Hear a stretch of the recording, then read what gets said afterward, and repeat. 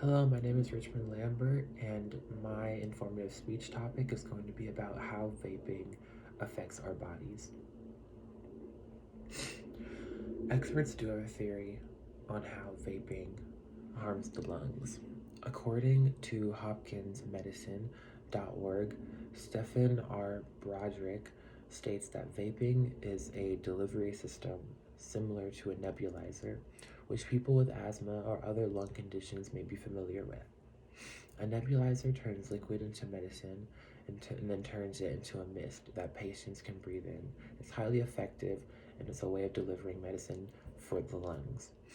The primary difference between using a nebulizer and using a vape battery is that one is affecting the lungs in a positive way, obviously. Someone needs a nebulizer if they lose the ability to take, or if they need a specific medicine that is made for the lungs. Rather than vaping, the pen or the battery heats up chemicals, vape juice, and turns it into a mist, bringing those harmful substances into the lungs and causing long-term effects.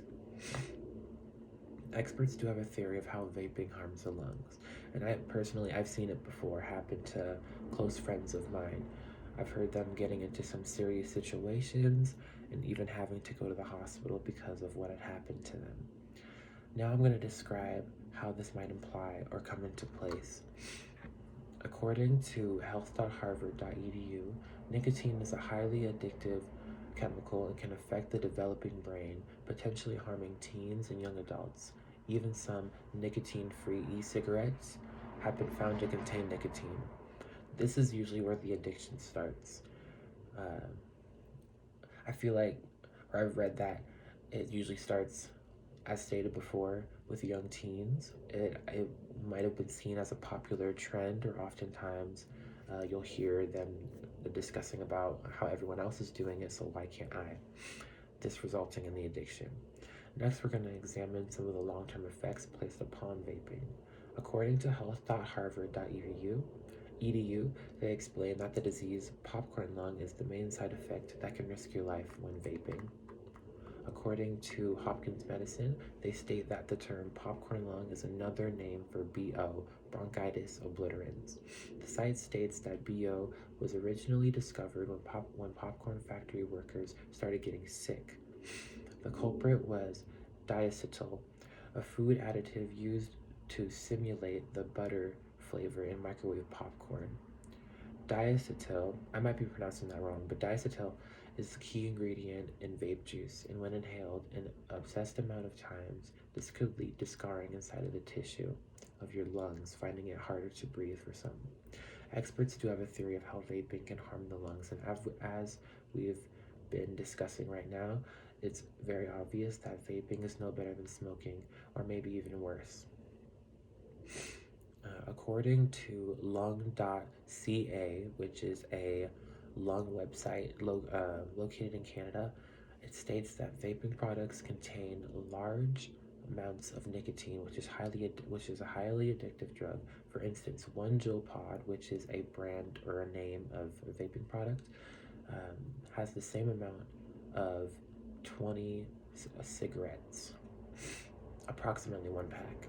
So this means that you may develop dependency for it very quickly, and it may even increase your chances of smoking traditional cigarettes.